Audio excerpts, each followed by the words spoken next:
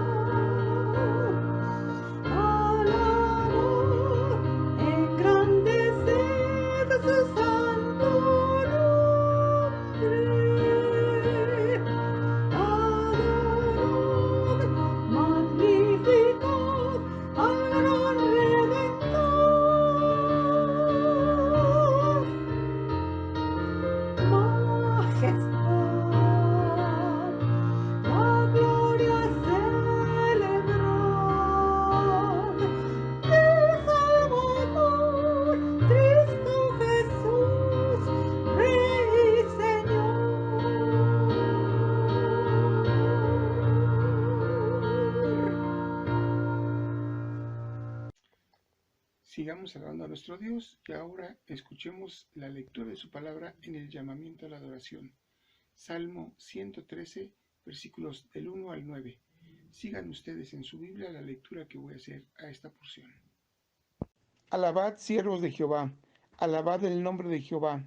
Sea el nombre de Jehová bendito, desde ahora y para siempre. Desde el nacimiento del sol hasta donde se pone, sea alabado el nombre de Jehová. Excelso sobre todas las naciones es Jehová, sobre los cielos su gloria. ¿Quién como Jehová nuestro Dios, que se sienta en las alturas, que se humilla a mirar en el cielo y en la tierra? Él levanta del polvo al pobre, y al menesteroso alza del muladar, para hacerlo sentar con los príncipes de su pueblo. Él hace habitar en familia a la estéril, que se goza en ser madre de hijos. Aleluya. Señor, nos acercamos ante tu presencia, reconociendo que solamente tú eres grande. Solo tú eres digno de recibir toda la honra y toda la gloria y todo el honor. Estamos agradecidos por tus bondades y tu amor para con nosotros. Y en este momento nos reunimos como tu pueblo.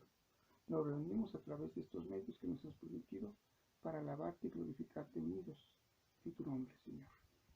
Recibe, Señor, este culto que elevamos ante ti, que sea de una ofrenda grata y agradable ante ti. Purifícanos con hisopo, Señor, para que podamos ser limpios y haznos aceptos delante de ti. Recibe pues este culto, pues lo llevamos ante ti, en el nombre de Jesucristo, tu Hijo, nuestro Señor. Amén. Sigamos alabando a nuestro Dios y ahora entonemos el himno número 303. Jesús es mi Rey soberano.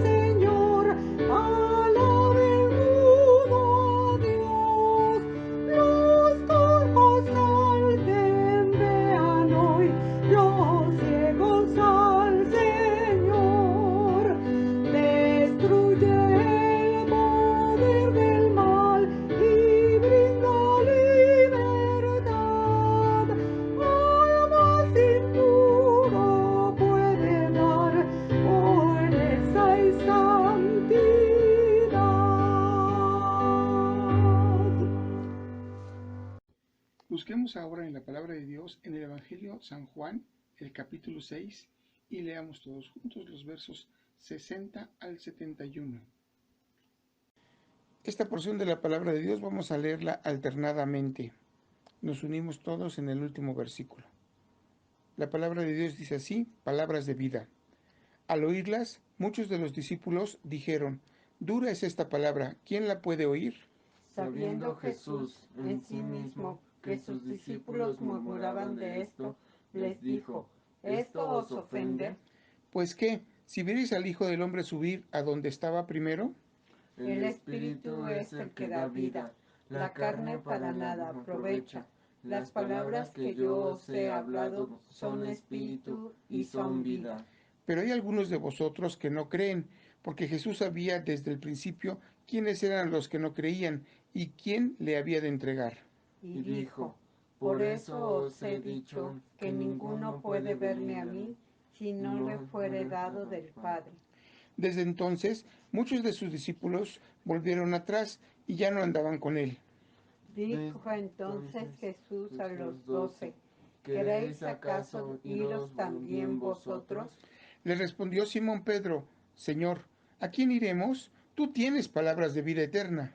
Y nosotros hemos creído y conocemos que tú eres el Cristo, el Hijo del Dios viviente. Jesús le respondió, ¿no os he escogido yo a vosotros los 12 y uno de vosotros es diablo? Hablaba de Judas Iscariote, hijo de Simón, porque este era el que le iba a entregar y era uno de los 12. Ahora continuemos con nuestro tiempo de oración y vamos a ser dirigidos por ella con nuestro pastor, el presbítero Pedro Arcos. Damos muchas gracias a nuestro Dios porque nos permite reunirnos en este culto vespertino y vamos a tener nuestro momento de oración. Pero antes de hacer nuestra oración, quisiera leer una porción de la Biblia que se encuentra en el Salmo 61, en los versos del 1 hasta el 5. Dice de esta manera: Oye, oh Dios, mi clamor, a mi oración atiende. Desde el cabo de la tierra clamaré a ti cuando mi corazón desmayare. Llévame a la roca que es más alto que yo, porque tú has sido mi refugio y torre fuerte delante del enemigo. El verso 3 dice, porque tú has sido mi refugio y torre fuerte delante del enemigo. Nos llama la atención la palabra refugio, porque tú has sido mi refugio. Y nuestro Dios es nuestro refugio. Tenemos que creer, tenemos que confiar que Él es nuestro refugio. Entonces vamos a tener nuestra oración confiando que Él es nuestro refugio. Y vamos a tener pues esta oración. Les pido, mis amados hermanos, donde quiera que se encuentren, inclinen su rostro y oremos. Ustedes pueden orar en su pensamiento, en su corazón. Buen Dios, te damos muchas gracias por la oportunidad que tú nos das de tener nuestro culto, aunque no lo estamos haciendo en las instalaciones de nuestra iglesia, sino no estamos reuniéndonos en nuestras casas. Pero Padre, sabemos que a través de este medio electrónico no estamos reuniéndonos juntos, pues como tu pueblo, a glorificar, a escuchar tu bendita palabra, Señor. Nos acercamos delante de ti, Señor. Eres un Dios santo, santo y santo.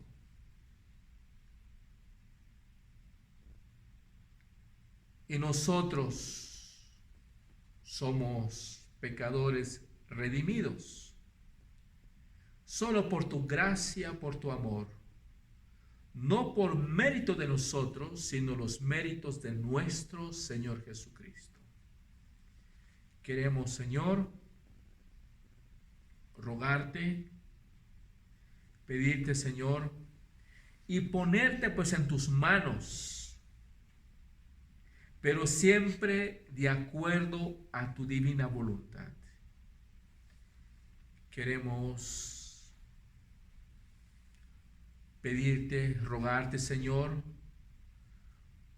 por las organizaciones de esta iglesia.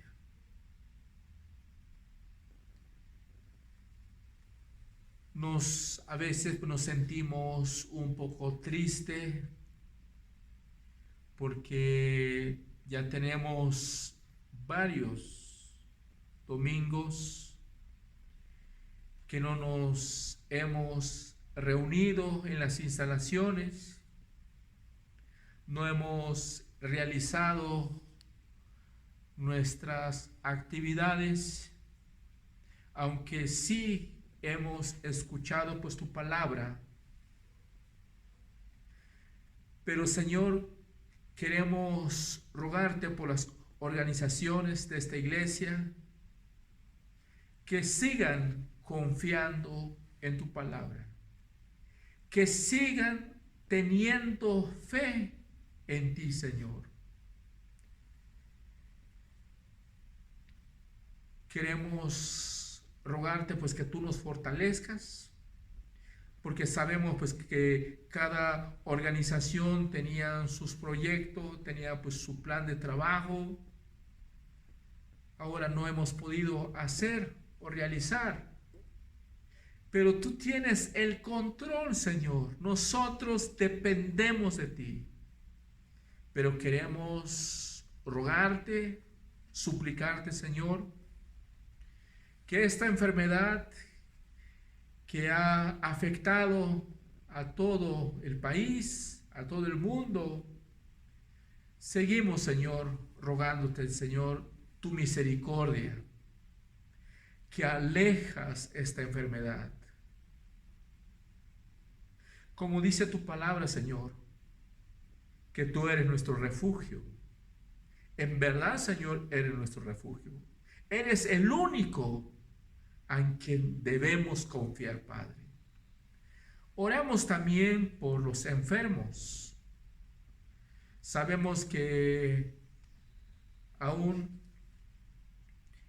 en todas las iglesias pues, del campo nacional, sabemos que hay hermanos pues, que están enfermos de esta pandemia. Queremos rogarte, Señor, que tú inclines tu oído, escucha nuestra oración, Señor, y que tú te manifiestes, Padre, y que perdones nuestros pecados que hemos cometido delante de ti, Señor, porque seguramente, Señor, te hemos ofendido, no hemos guardado pues tu palabra, hemos sido rebeldes, Señor, pero te rogamos que tú tengas misericordia de nosotros, que tú tengas misericordia de tu pueblo y que tú nos ayudes, Señor, porque necesitamos tu intervención. Necesitamos tu ayuda, bendito Dios. Oramos también, Padre, por mis hermanos. Sabemos que cuando no hay trabajo, pues no hay recursos. Seguramente pues tenemos pues hermanos pues que están padeciendo de necesidad económicamente o alimentos. Te suplicamos, Señor, que tú provees pues a tu pueblo, pues que tú tengas misericordia de México, Señor, que ellos busquen tu rostro y que levantes sus ojos hacia ti y que entreguen pues su vida a ti, Señor. Tú eres nuestro ayudador, tú eres nuestro refugio, Padre. Oramos también por nuestros ancianos de esta iglesia, por nuestros diáconos. Te damos gracias por la vida de cada uno de ellos, por su participación en las meditaciones de tu palabra. Sabemos que lo necesitamos, Señor, porque es el alimento espiritual, es el que nos conforta, nos alienta. Permita que nuestros ancianos y diáconos sigan compartiendo tu palabra, sigan comunicando tu palabra, Señor, porque dice tu palabra que nunca vuelve vacío. Te alabamos, Señor, y glorificamos tu nombre. Gracias, Señor, porque tenemos todavía la libertad de tener nuestro culto, aunque lo estamos haciendo en nuestras casas. Pero estamos muy agradecidos contigo, Señor, por todas tus bendiciones que tú derramas en cada uno de nosotros. En Cristo Jesús oramos. Amén. Preparémonos ahora para ofrendar a nuestro Dios. Recordemos que ahora que no nos podemos reunir, podemos juntar nuestra ofrenda y llevarla toda junta cuando nos volvamos a reunir. O si no, podemos hacer los depósitos en la cuenta del Banco Santander. Los números se encuentran en el portal de nuestra iglesia. La palabra de Dios dice de la siguiente forma: cada uno dé como propuso en su corazón, no con tristeza ni por necesidad, porque Dios ama al dador alegre. Y poderoso es Dios para hacer que abunde en vosotros toda gracia, a fin de que teniendo siempre en todas las cosas todo lo suficiente, abundáis en toda buena obra. Segunda de Corintios 9, 7 y 8. Tenemos ahora una participación especial. Estemos atentos y meditemos y oremos a nuestro Dios.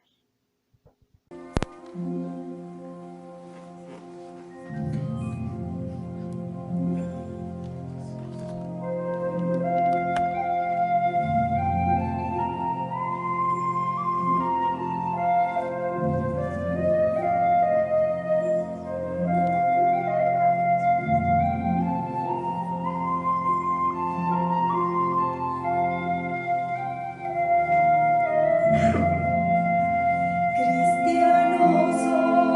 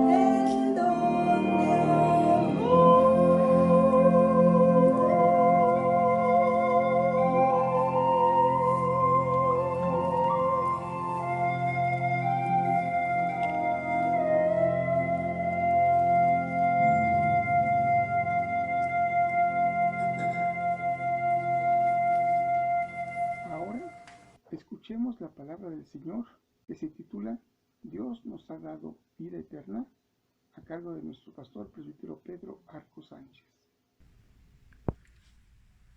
Continuamos hoy, mis hermanos, nuestro viaje por la primera epístola de Juan. Nos encontramos en el capítulo 5, en la última división de la epístola, titulada Dios es vida. Después de haber estudiado la primera sesión de este capítulo, que fue hace 8 días, que lo titulamos Victoria sobre el pecado, que abarcaba los versículos 1 al 5. Y vamos a comenzar nuestra exposición leyendo los versos 6 hasta el 13. Dice de esta manera: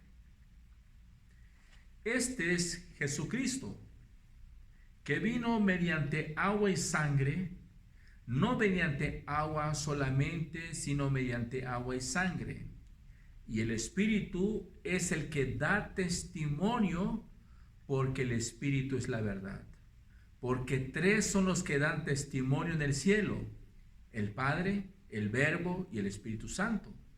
Y esos 3 son uno. Y los 3 son los que dan testimonio en la tierra: el Espíritu, el agua y la sangre. Y esos 3 concuerdan. Si recibimos el testimonio de los hombres, mayor es el testimonio de Dios. Porque este es el testimonio en que Dios ha testificado acerca de su Hijo. El que cree en el Hijo de Dios tiene el testimonio en sí mismo. El que no cree a Dios le ha hecho mentiroso, porque no ha creído en el testimonio que Dios ha hecho acerca de su Hijo. Y este es el testimonio, que Dios nos ha dado vida eterna. Y esta vida está en su Hijo. El que tiene al Hijo tiene la vida. El que no tiene al Hijo de Dios no tiene la vida. Estas cosas os he escrito a vosotros, que creéis en el nombre del Hijo de Dios, para que sepáis que tenéis vida eterna, y para que creáis en el nombre del Hijo de Dios. Oremos, mis hermanos. Padre, te damos muchas gracias en esta tarde. Te damos gracias por la oportunidad que tú nos das de meditar tu palabra. Te damos gracias, Señor, porque tenemos todavía el acceso de escuchar tu palabra. Somos muy bendecidos, donde en otras partes del mundo ellos no tienen este acceso de escuchar tu palabra. Te alabamos, Señor, y glorificamos tu nombre. Y queremos rogarte que seas tú el que hable a través de mis labios. En el nombre de nuestro Señor Jesucristo, te damos la honra y la gloria. Amén.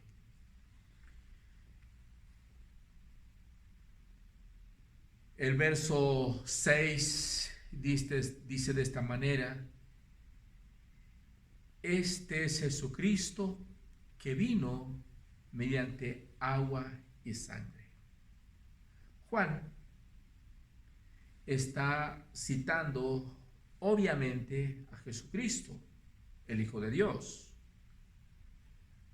Los términos que usa Juan aquí es Cristo, pero también usa la palabra Hijo de Dios. Podemos decir que son sinónimos. En el capítulo 5, verso 1 dice: todo aquel que cree que Jesús es el Cristo. Aparece la palabra Cristo. Y en el verso 5 dice: ¿quién es el que vence al mundo sino que Jesús, el Hijo de Dios?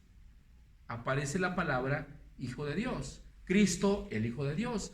Pero Juan utiliza esta, pero son sinónimos. Y el apóstol Juan está utilizando el tiempo pasado para indicar que la venida de Jesús es un evento histórico que es irrefutable. Podemos preguntar, ¿cómo vino Jesús? Y el apóstol Juan dice, por agua y sangre. En sí mismas, las palabras agua y sangre podemos comprender fácilmente. Pero, ¿qué significa con referencia a Jesús? Debo decirles que hay muchas interpretaciones respecto a este texto. Por lo general, los eruditos que se apegan más a las Escrituras, ellos dicen que la frase se relaciona con la historia de Jesús. Es decir, los términos agua y sangre se refieren respectivamente al inicio del ministerio de Jesús, cuando fue bautizado Jesús en el río Jordán y a su muerte en la cruz del Calvario. Este es Jesucristo que vino mediante agua y sangre, no mediante agua solamente, sino mediante agua y sangre. De acuerdo al contexto histórico de esta primera carta de Juan, Juan la escribió. ¿Cuál fue el motivo, la razón? La razón era para combatir el movimiento hereje que era conocido como el gnosticismo. Uno de sus representantes, un señor que se llama Cerinto, enseñaba que el Cristo divino descendió sobre Jesús en el momento de su bautismo y le abandonó antes de morir en la cruz. Era lo que enseñaban los gnosticismos. Entonces, Juan escribe pues esta carta para ayudar a la iglesia. Podemos ver lo que dice 1 Juan 2:22. ¿Quién es el mentiroso? Sino el que niega que Jesús es el Cristo. Este es el anticristo, el que niega al Padre y al Hijo. Los gnósticos afirmaban que Cristo no experimentó la muerte. Juan, viendo la necesidad de la iglesia cristiana, probablemente recién había comenzado a ejercer su influencia cuando Juan escribió esta epístola. Juan enseña la veracidad histórica de Jesucristo, el Hijo de Dios. Comenzó con su ministerio terrenal cuando fue bautizado, completó este ministerio cuando derramó su sangre y murió. Y el apóstol Juan testifica. Y ese es el Espíritu el que da testimonio, porque el Espíritu es la verdad. Y el Espíritu Santo también da testimonio de la verdadera persona de Jesús. Así como prometió Juan, si vemos lo que dice Juan 15:26, dice, pero cuando venga el Consolador, a quien yo enviaré del Padre, el Espíritu de verdad, el cual procede del Padre, Él dará testimonio acerca de mí. Encontramos algunos ejemplos en la Biblia, como el Espíritu Santo da testimonio como el testigo del nacimiento de Jesús. En Mateo 1:20 dice, pensando él en esto, he aquí un ángel del Señor le apareció en sueños y le dijo, hijo de David, no temas recibir a María tu mujer, porque lo que en ella es engendrado del Espíritu es. Y luego del bautismo, Mateo 3:16, y Jesús, después que fue bautizado, subió luego del agua, y aquí los cielos le fueron abiertos, y vio al Espíritu de Dios que descendía como paloma y venía sobre él. Entonces, notamos aquí, el Espíritu Santo da testimonio de que Jesús es el Hijo de Dios. Pero también cuando Jesús fue bautizado, dice que se oyó una voz en los cielos que decía: este es mi Hijo amado, en quien tengo complacencia. Notamos, el Espíritu Santo da testimonio de que Jesús es el Hijo de Dios y Dios mismo da testimonio de su Hijo. ¿Qué es un testimonio? Testimonio es una declaración que hace una persona para demostrar o asegurar la veracidad de un hecho por haber sido testigo de él. Y eso es lo que hace el Espíritu Santo y Dios mismo. Juan declara la razón de esta obra de testimonio del Espíritu. Él escribe: porque el Espíritu es la verdad. Juan identifica el Espíritu con la verdad y cita las palabras de Jesús: yo soy la verdad. Es decir, tanto Jesús como el Espíritu tiene su esencia en la verdad. El Espíritu da testimonio a causa de su identidad con la verdad en Jesús. Dice nuestro texto: porque tres son los que dan testimonio: el Espíritu, el agua y la sangre. Según la ley mosaica, en el libro de Deuteronomio capítulo 19 versículo 15 dice: no se tomará en cuenta a un solo testigo contra ninguno en cualquier delito ni en cualquier pecado en relación con cualquier ofensa cometida. Solo por el testigo de 2 o 3 testigos se mantendrá la acusación. La Biblia dice: un testigo no es suficiente. Un asunto debe quedar establecido por el testimonio de 2 o 3 testigos. Pero notemos aquí, tenemos el testimonio del Espíritu Santo y tenemos el testimonio de Dios mismo, que Cristo es el Hijo de Dios. Juan escribe que los 3 concuerdan. Él quiere decir que los 3 testigos dicen lo mismo. Ante una corte legal, la evidencia de los hechos del bautismo de Jesús, el agua, y de su muerte, la sangre, está en completa armonía con el Espíritu Santo. Una persona no puede aceptar 1 o 2 de los testigos y olvidar el tercero. Los 3 van juntos. Y encontramos otro ejemplo para que se nos quede claro. Encontramos en el Evangelio de Juan, capítulo 5, versículo 31 al 39, dice: si yo doy testimonio acerca de mí mismo, mi testimonio no es verdadero. Otro es el que da testimonio acerca de mí, y sé que el testimonio que da de mí es verdadero. Vosotros enviaste mensajeros a Juan. Él dio testimonio que de la verdad, pero yo no recibo testimonio de hombre alguno, mas digo esto para que vosotros seáis salvos. Él era antorcha que ardía, alumbraba, y vosotros quisiste regocijaros por un tiempo su luz. Mas yo tengo mayor testigo, el de Juan, porque las obras que el Padre me dio para cumpliese, las mismas obras que yo hago, dan testimonio de mí, que el Padre me ha enviado. También el Padre que me envió ha dado testimonio de mí. Nunca habéis oído su voz, no habéis visto su aspecto, no tenéis pues su palabra morando en vosotros, porque a quien él envió vosotros no creéis. Escudriñad las Escrituras, porque a vosotros os parece que tenéis la vida eterna. Ellas son los que dan testimonio de mí.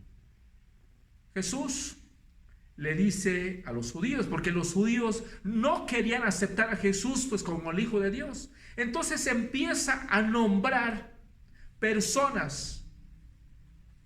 Juan el Bautista, él es testigo. Mis obras que yo hago, mi palabra, Moisés y las Escrituras, habla de mí.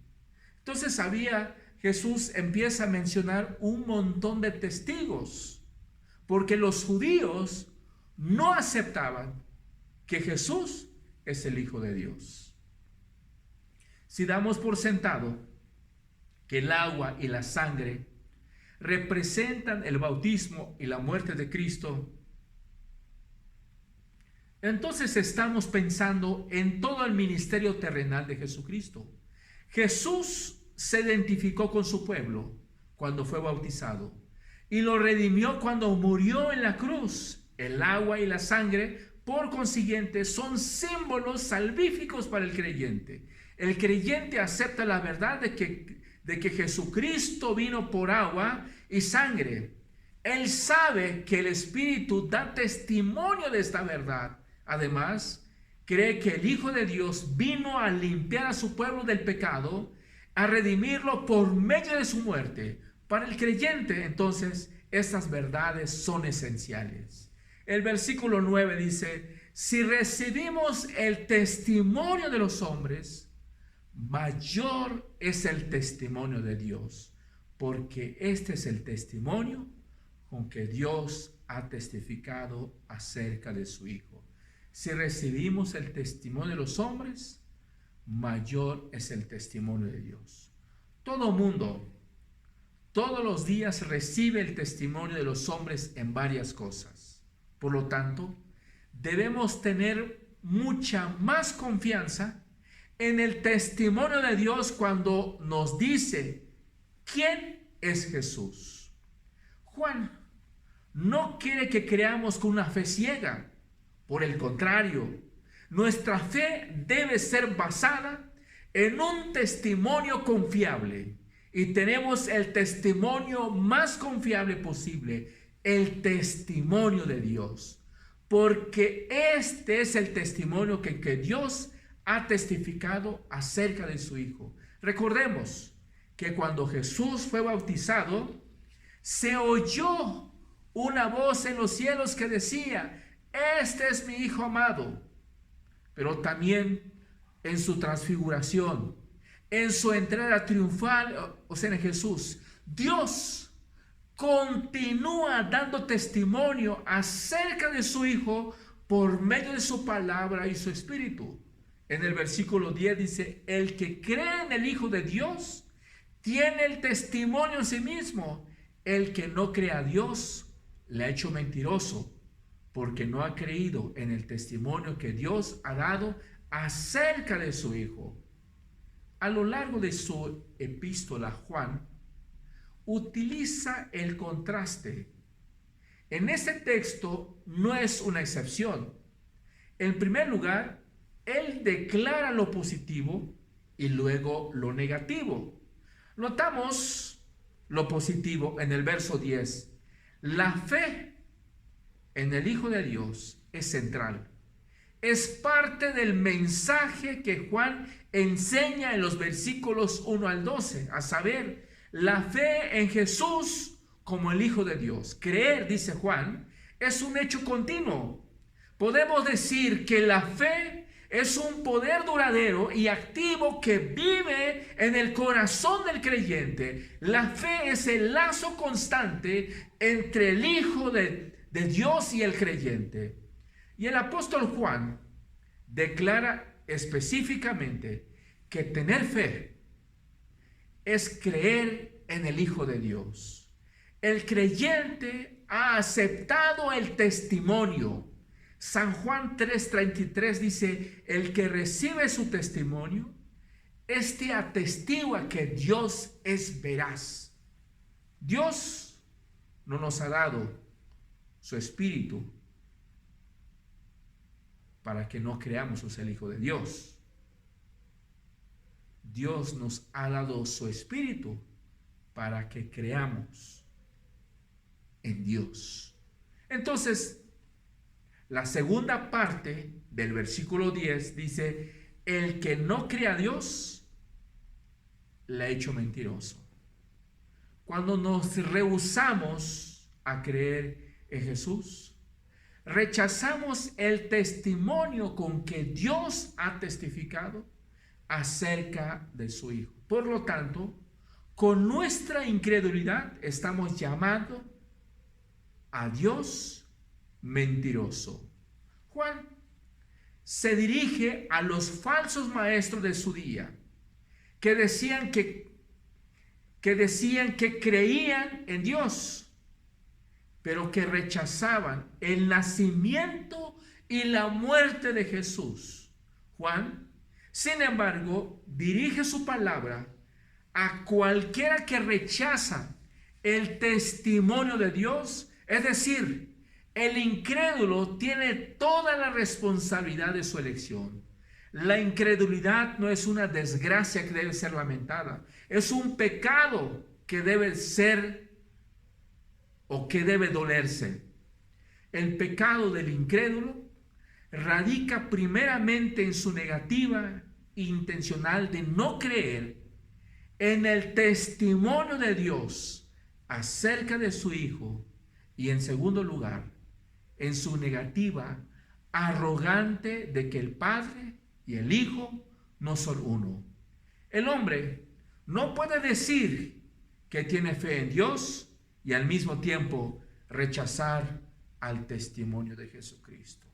Leamos lo que dice los versos 11 al 13. Dice de esta manera: y este es el testimonio, que Dios nos ha dado vida eterna, y esta vida está en su Hijo. El que tiene al Hijo tiene la vida, el que no tiene al Hijo de Dios no tiene la vida. Estas cosas os he escrito a vosotros que creéis en el nombre del Hijo de Dios, para que sepáis que tenéis vida eterna, para que creáis en el nombre del Hijo de Dios. Nuestro texto dice, y este es el testimonio. Juan, en el versículo anterior, nos acababa de decir lo serio que es el asunto de recibir el testimonio de Dios. Ahora nos dirá cuál es este testimonio: que Dios nos ha dado vida eterna, y esta vida está en su Hijo. Este es el mensaje esencial de Dios para el hombre, que la vida eterna es un regalo de Dios, recibido en Jesucristo. El que tiene al Hijo tiene la vida. El que no tiene al Hijo de Dios no tiene la vida. Todo tiene que ver con Jesús. Y vivir en Jesús es la evidencia de la vida eterna. La vida eterna consiste en tener a Cristo en nuestro corazón. La Biblia nos dice, el que tiene al Hijo tiene la vida. Y el apóstol no dijo, el que pertenezca a tal o cual iglesia tiene la vida. La membresía en una iglesia no es una garantía de que somos salvos. Y así a cada uno podemos mencionar pues la iglesia de la cual somos miembros. Pero entonces, ¿qué significa ser salvo? Hemos leído la Biblia. El que tiene al Hijo tiene la vida. La pregunta es fundamental. ¿Nosotros tenemos pues a Cristo? Amados hermanos, amigos, si no hemos llegado a ese punto, tenemos la oportunidad de hacerlo, de creer pues en Cristo. Ser salvo significa que nosotros confiamos en Cristo. Una vez que confiemos en Cristo, tenemos como nuestro Salvador. Hemos leído, el que tiene al Hijo tiene la vida. Sin Él, sin Jesucristo, estamos perdidos. Pero si lo tenemos a Él, tenemos vida. Reflexionemos un momento sobre la pregunta. ¿Tenemos a Cristo? ¿Él es nuestro Salvador?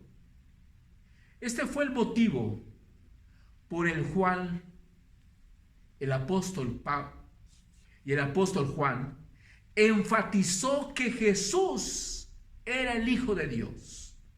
Y debemos decirle que Él es una persona extraordinaria.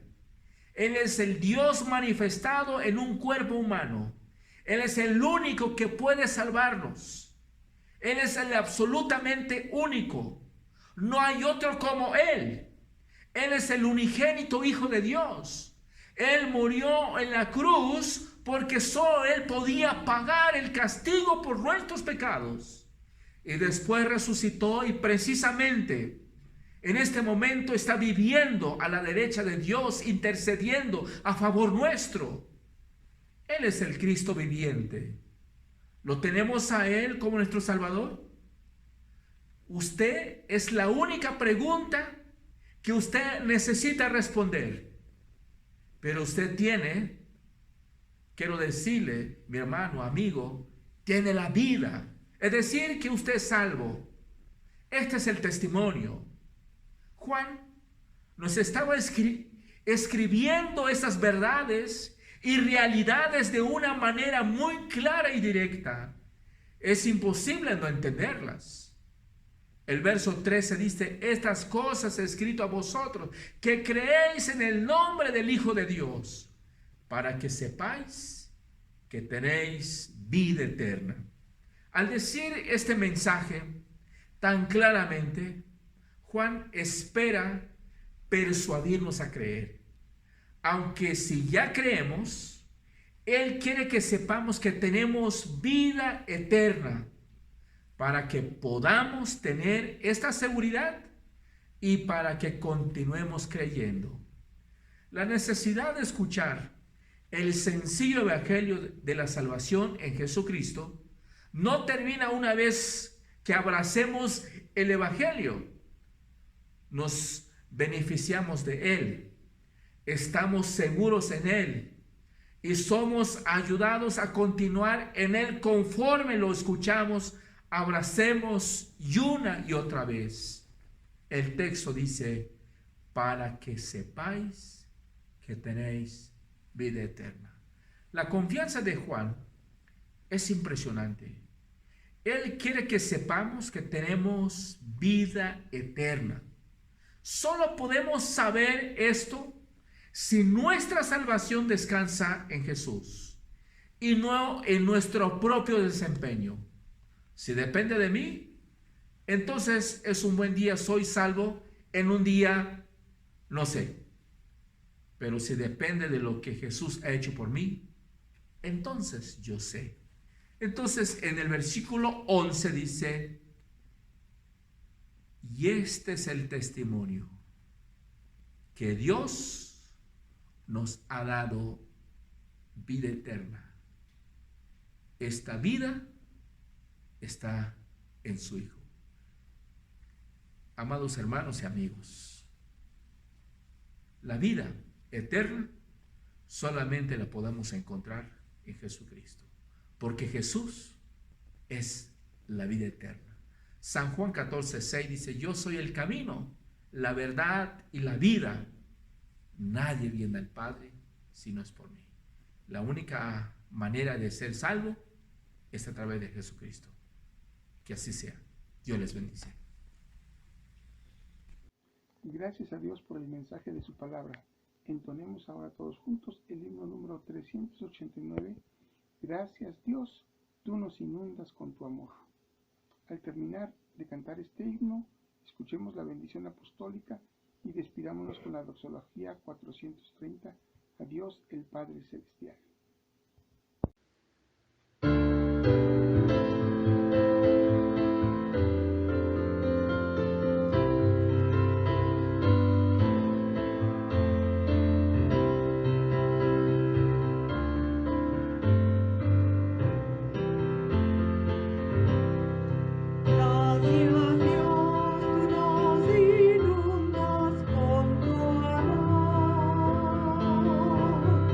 Gracias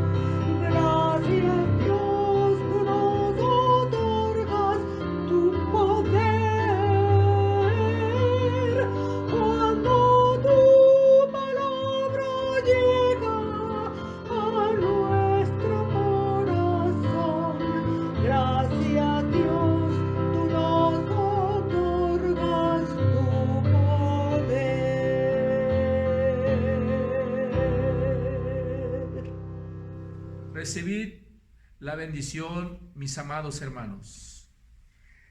Y que la gracia de nuestro Señor Jesucristo, el amor de Dios el Padre y la comunión por el Espíritu Santo sean con todos vosotros, hoy y siempre. Amén.